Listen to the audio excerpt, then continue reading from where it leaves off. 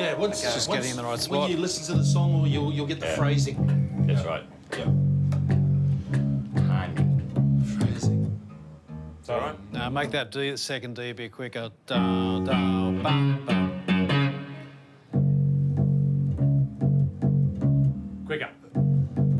Yes. So what I think we need to do is go home and listen to the phrasing of it. Yeah. And then come back and we'll have a proper crack at it. But we leak, but it's a cracking song. This will be our opening song, I reckon. I reckon this could be our opening song. It's a really good one. Okay. We better learn it then. Oh,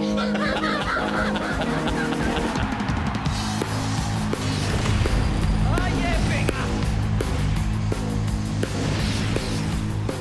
bigger. This is 5 stars at the top. Come on.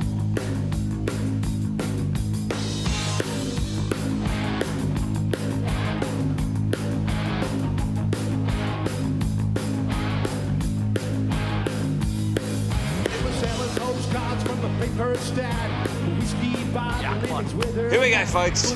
Let's go, Robbo. Do this. Love you, mate. Play well.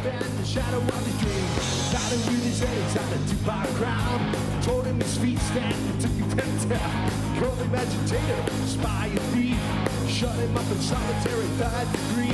Take a long line. Take a long line. Take a long line. Really, Mateship. 6 and out means mateship to me. I'm proud of every one of those guys in the band. I consider them brothers. told him his feet stank and took him downtown. We've been through a lot together, some ups and downs, and our friendship has endured, and we're stronger than ever. We're back up and running, and we're back out there, rocking and bringing it on.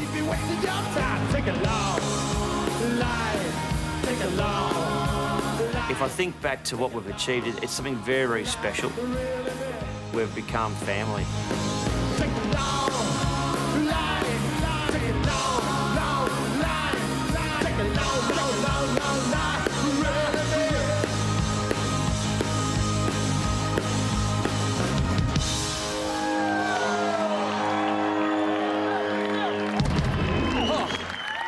Thank you so much for having us. I hope you had a great time. Thank you.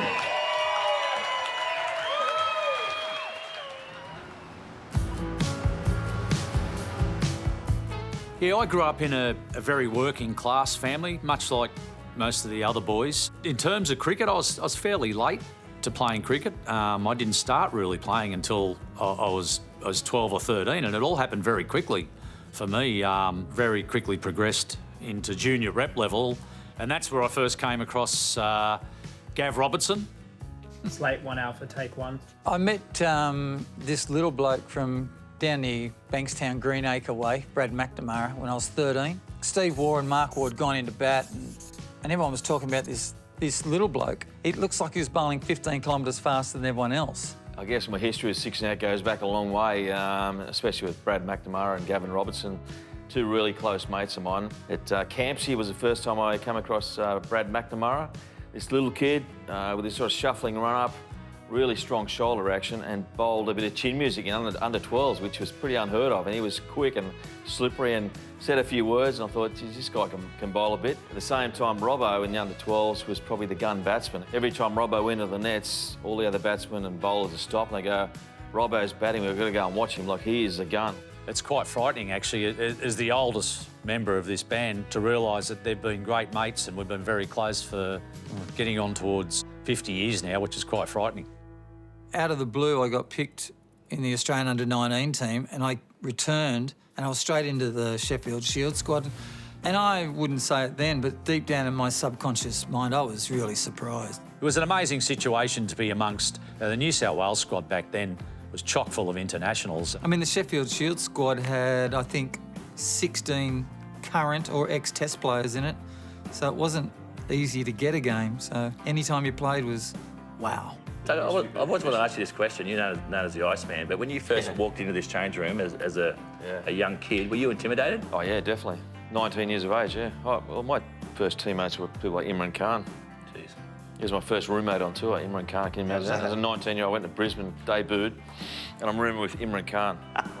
To get that opportunity now, look back on it, to be involved with such a successful team with all-time greats and to go through that as young blokes together was an amazing experience. Take one. Brad and Gavin, they were playing for New South Wales prior to myself getting selected, and so pretty much Shane and myself got selected around about the same sort of time. Gosh, it was amazing. And it wasn't just playing with them, it was training with them. I remember the first time I played against Brad. We batted first, and when he came on to bowl, I was seeing them pretty good, and I'd smashed them around a bit, but he eventually got me out. I'll say it was a long hop, but I feathered it through to the keeper, and he gave me the biggest send-off, and I thought, oh, you bugger. You know, I've just smacked you around the park and you give me a big send-off, so I thought, OK, I'll wait for him to come out to bat. And his first shot, he tried to smash over mid-wicket, and it just went over the middle stump. So I came running in from mid-wicket, and I gave him a little spray, and he just looked over me with his New South Wales helmet, and he just looked at me and smiled. Anyway, at the end of the match, he got 104 not out and 6 wickets. And I thought, I've just sledged the guy that's got 104 not out and 6 wickets. Who would have thought? 30 years ago, in the dressing room for the first time. 30 years ago when you first sledged me? No, it was 35 years ago when I first sledged you. I remember going into the dressing room, I had my head down, and I looked up, and there was the first bloke there was Brad, and he sat next to me, and he said, here you go, young fella. And he gave me a beer, and I thought, I wanted to tell him to bugger off, but I thought, nah, fair enough. In you come. So hard lessons learnt very early.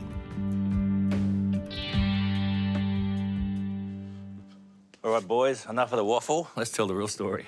I grew up on the South Coast with 2 brothers, brother Brett, a younger brother Grant. Dad never played cricket himself personally, but if you ask Dad now, he feels like he's probably played 100 tests, all the matches he's watched, and Mum as well. They were great parents growing up. Mum played the piano, so we always had a piano in our lounge room. So we used to sort of sit there with Mum when we were young, all together, you know, playing My Swanee River. Unfortunately, Mum and Dad both offered me music lessons, but I didn't want to take it. I couldn't sit still. I was too busy bowling bouncers in the backyard to Brett. Shane Lee, again, a very talented person, all-rounder, bat, bowl, field, could do anything, and a valuable teammate because he was always, you know, good fun to be in the change room, always a good laugh. Where's the Lee boys up there? You got a Guernsey up there, boys, or not? I'm on the batting ones. Thinking of bowling one? Thinking of I got about 7 fourthers here or something. I got a fiver. I remember Shane Lee saying, my little brother's moving to Sydney.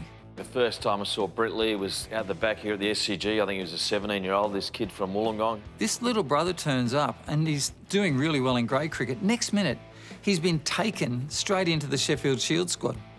I'm thinking, this is great. I've heard a bit about this bloke, and I didn't know that I've got to go to training this day and face this young blonde-headed bloke from Oak Flats who's Shane Lee's brother, bowling at 155 kilometres. I just saw him tear into these nets from this long run up, this amazing and rhythmic flowing action. His back foot would land on the front foot line, so he's bowling 160 k's an hour off 20 yards, not 22. I know it used to terrify the hell out of me in the nets. Can't speak for anyone else, but I tried to avoid that net where at all possible. The first 3 balls go past my face where I can't even see it. I've got kids at home. What if I get hit by this bloke? And all of a sudden we knew this younger brother's quicker than the older brother. My first taste of New South Wales cricket was in the Blue squad about the age of 17. Yeah, I met Brad McNamara for the first time and Gavin Robertson. Obviously, my brother Shane was in the squad as well. Richard Cheekwee. So, yeah, most of the members of Six and Out were already there and well established. And I was like always Shane Lee's little brother coming through. This is mine, Robbo. That's it? That's my spot there. I used to sit here, actually. Lee boys together. Well, yeah, we shared bunks together as kids, and he gets to sit next to me. That was good and bad because it gave me the opportunity. People had heard the surname, but they didn't expect me, or didn't know what, you know, to expect from me, I guess is the best way to put it. But yeah, that was, you know, a great moment to be amongst those New South Wales cricketers, and me with the big eyes dreaming about one day playing for New South Wales and then hopefully going to play for Australia. My recollections of the formation of Six and Out happened in the SCG dressing room. We always had interest in music. Music had always been a very big part in a cricket dressing room. I think a lot of the people who watch the game of cricket don't realise it's such a pressured game. First-class cricket's a long day. You can't concentrate for every second of the day. You need times to relax and to switch off, and music was a big part of that. I used to carry the CDs. Man, captain had the sort of privilege of putting what you want on. Johnny Williamson first up. Every time. Bit of True Blue. We didn't really want to join a band. We just love music. We go straight into the SCG dressing room and one of the players turns on the cassette tape or the CD and music plays. We relax, and music has been such an important part of a cricket dressing room for the last 60, 70 years.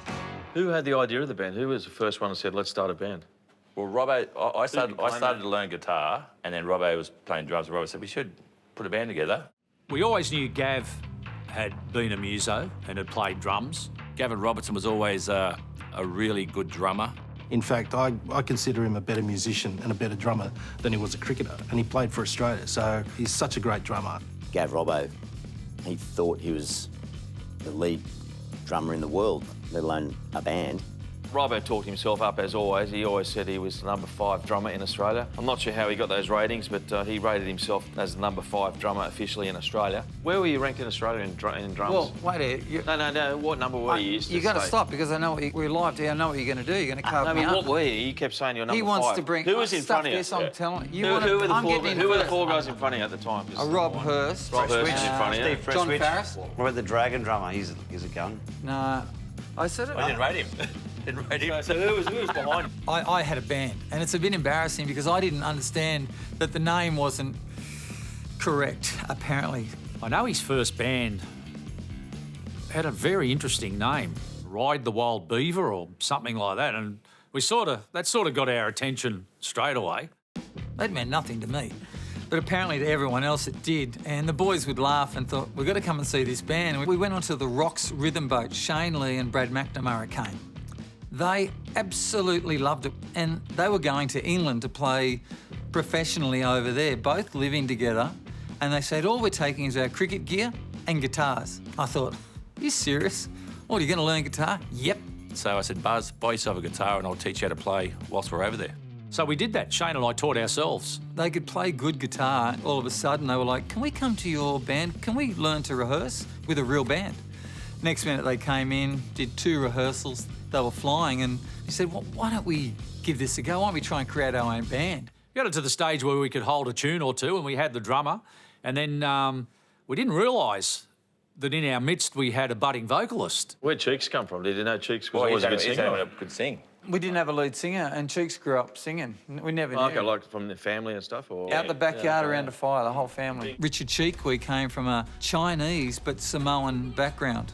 In my early days as a youngster, I was only about 7 or 8 years old, and I just remember how much I loved watching them drink kava and sing. I just remember the harmony. The harmony was just incredible. So that's where I really learned to love music, and it stays with me today. He immediately was like, yeah, I want in. Can I be the singer? Yeah, let's give that a go. You know, we started off just jamming. We didn't even have a bass player. Well, all we need now is we've got a rhythm guitarist in Shane Lee, a lead guitarist in Brad McNamara. I'm on drums, Richard Cheekwee singing. We just need a bass player. I walked into the New South Wales dressing room. I was only fresh into the New South Wales Sheffield Shield squad, and there was these whispers about this band starting, rock and roll band. Brett sort of found out that, we were thinking about putting a band together. So I'm going through and I'm thinking, well, there's no bass player. Brett said, can I join the band? We said to Brett, if you want to be in a band, you want to be part of the rock and roll story, you need to learn the bass, and Brett did that. Well, my only way to get in this band, it won't be lead singer, so I have to buy a bass guitar. He went off, probably went into the music store the next day, bought a bass, and that's how it all started. Our teammates, I don't think they were convinced about the band, to be honest. I think Tubby Taylor was like, oh my God, you guys really going to be in a band? You're kidding me.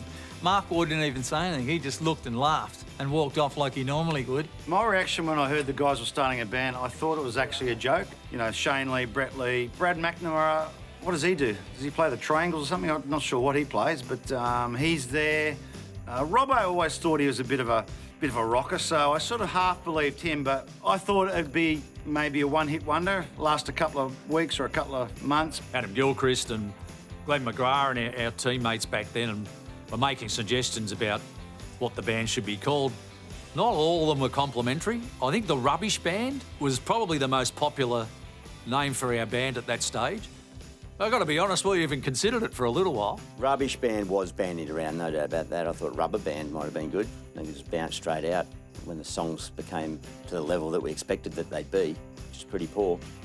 The name of the band, Six and Out. I can't remember who came up with it. It was me. We came up with several names and we just thought, no, it doesn't work. We had boundary riders, we had picket fences. There was Caught Behind, No Ball, Fine Leg. Maybe a mully grubber might be another good one. Dot balls, I think, from memory. Some pretty corny stuff there. And I remember it came to me and I thought, Six and Out. Oh, that's just perfect. There's 5 of us in the band. We'd probably get another one. We only know 6 songs. You know, a bit of Australian colloquialism. When you hit the ball over the fence, obviously you get 6, but you're out. I like Six and Out. It's actually probably the best part of the band, actually, their name. I reckon it's real catchy, so... Once I think Cheek said 6 and Out, we also looked at each other and went, yeah, that sounds like the right name for the band. It should be 6 songs and then we're out, I reckon. Well, there's a bit of conjecture around our first gig, where it was and how it happened and who was involved. And I reckon our first gig was for New South Wales Cricket. There was some function on because my first memory of Six and Out was us getting up on stage wearing, so it was like, must have been a formal event. We're wearing black pants and we're wearing, you know, like black tie type of thing. And we took off our white shirt, our jacket and tie, and we put on our New South Wales playing shirts, which is quite stupid when you think about it. During that year, I think it was around 1999, New South Wales marketing decided they were going to have a theme for the summer. It was called the Blues theme.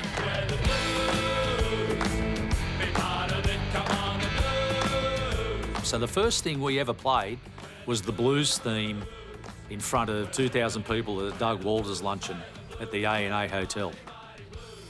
I think it went pretty well. We're pretty ordinary. I remember being very nervous because it's one thing going from sitting with an acoustic guitar in your lounge room at home in Oak Flats to actually getting up on stage. How are you feeling, Cheeks? Pretty nervous. I'm very nervous. I've got my whole family coming tonight. We've got mum, brother, sister, kids. Your mum's not going to do what you did in the New South Wales change room when she walked into our change room. She's not going to do that here, is she? Well, she didn't know. She said, don't mind me, I'm just getting a cup of tea. To play in the dressing room and the garage and in a rehearsal studio is one thing, but to actually play in front of people where there are consequences if you stuff it up is another thing altogether. So that was a big eye-opener for us. If Gav or the boys hear me slow on the bass, I've lost exactly where I am. I'm like, geez, I'm like dropping a catch. Trying to get in there. So you know if you're going to make, if someone else makes mistakes, you can hear straight away. Yeah, okay, it's like a drop catch, I suppose. Yeah, it is, yeah. And my recollection was that day there was a few people from different pubs around the city and they said, if you guys learn 20 songs and get better, we might employ you. And we thought this is a good opportunity for us. I mean, to be honest, who doesn't want to be in a rock and roll band?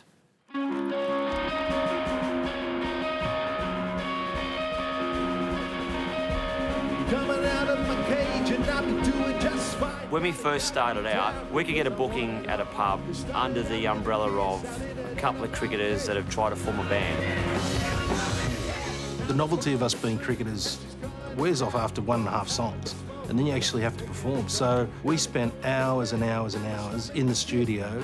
And the more we practiced, the more we enjoyed it. The more we enjoyed it, the more gigs we got. Oh, certain people involved with us were like, oh, I'm not sure. I'm really worried. Nothing pleases me more than at the end of the gig when we had the majority of people come up to us and say, gosh, I wasn't expecting you guys to be able to play, but that actually sounded pretty good. That's the biggest compliment you can give to us because, you know, we work really, really hard at being good.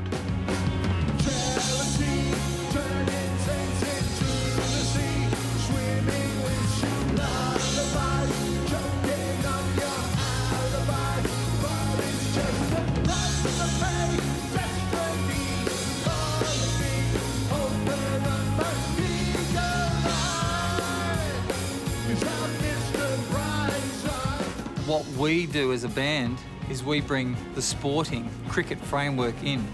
We know that if we go on stage in any way separately, mentally, we're stuffed. We get on stage to rip them apart, like we're playing Western Australia, or Queensland, or Victoria.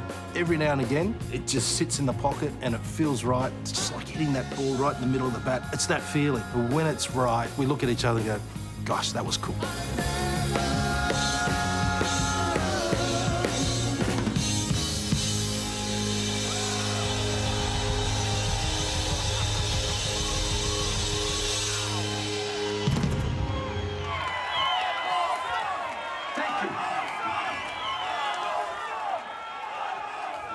Next time on 6 and Out, second innings, the chance to hang out with some pretty amazing musos from around the world has been the best thing ever. As soon as we turn up, he says, right, let's get to work. I said, what are we doing? He says, we're going to make an album. What? Can't bowl, can't throw. None of us will ever forget that. You know, was it Warney? Was it Cameraman Joe? Was it Warney? Was it Cameraman Joe? Whether it was a player, whether it was a cameraman, the jury's still out on that. You make up your mind. I think we all know. Back after a short break. Play right.